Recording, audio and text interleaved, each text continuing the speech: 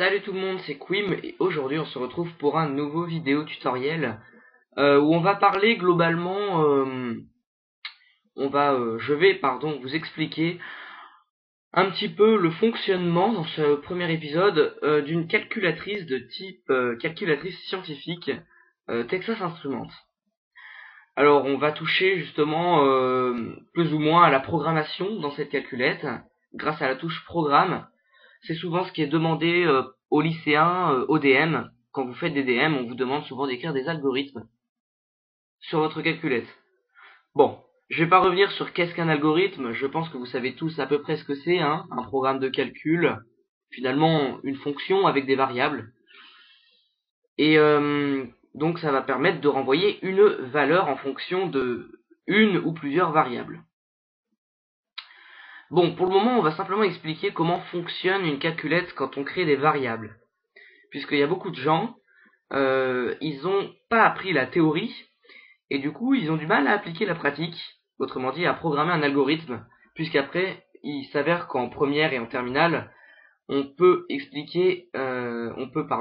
demander dans des DM des boucles, des structures de contrôle, on appelle ça, ce qui permet de structurer un algorithme, donc des conditions avec des if et des boucles.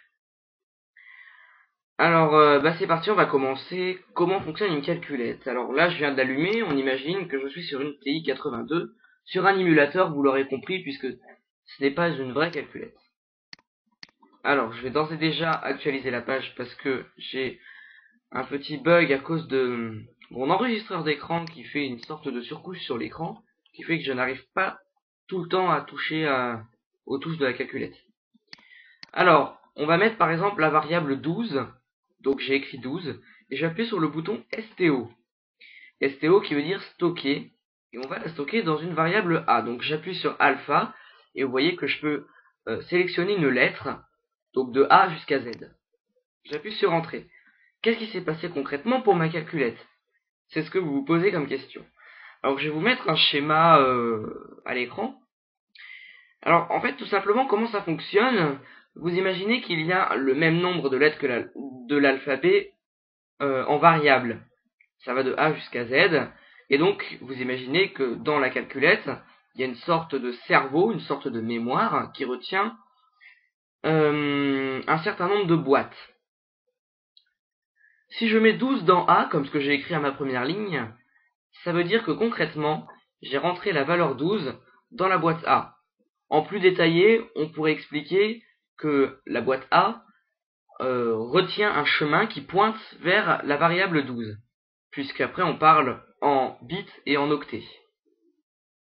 Donc la boîte A a un chemin qui pointe vers la valeur 12. Mais si vous n'êtes pas familiarisé avec l'informatique, dites-vous simplement que on a mis 12 dans A, parce que globalement c'est ça. Bon. Alors, c'est là où il y a des gens qui ne comprennent pas. C'est que des fois, dans certains algorithmes, on peut voir que des personnes utilisent plusieurs dizaines de variables, alors qu'on pourrait faire ça avec une seule et unique variable. Par exemple, je pourrais prendre la valeur A, lui ajouter 3, et ça nous ferait 15. Voilà. Puisque maintenant, A, il l'a retenue, hein, elle est dans la boîte là. Hein. Ça veut dire que tant qu'on n'a pas cliqué sur Clear ici, là je viens de cliquer sur Clear, je pensais que ça allait pas le faire. Bon, ouais. Voilà. C'est-à-dire que tant qu'on ne clique pas sur Clear, la mémoire reste stockée dans la calculette. Donc qu'est-ce que j'avais fait? J'avais fait A plus 3, hein, on est d'accord. Voilà. Donc ça veut dire que la calculette, tant qu'on ne fait pas Clear, globalement, elle retient ses variables, et on peut utiliser A autant qu'on veut.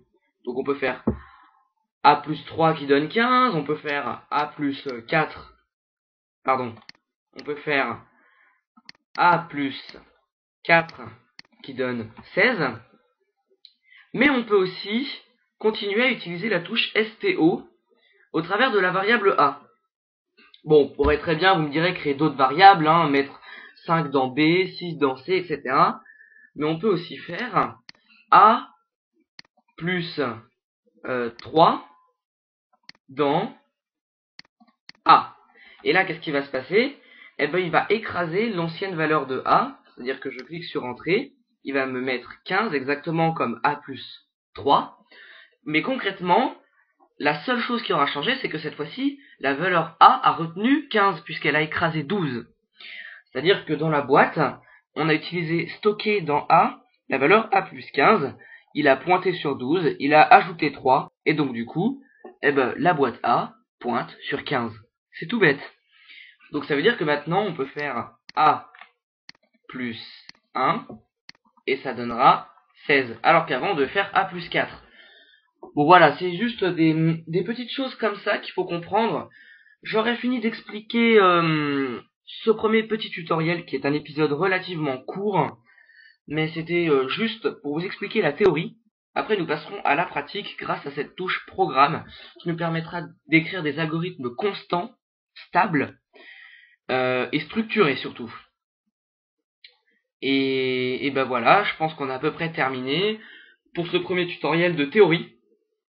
Alors on peut aussi faire B, C, on peut déclarer d'autres variables, vous pouvez jouer entre les variables, les additionner l'une par rapport aux autres. Maintenant que vous avez compris le fonctionnement des boîtes qui pointent sur des valeurs, vous êtes apte à créer tout et n'importe quoi sur l'écran d'accueil de la calculette.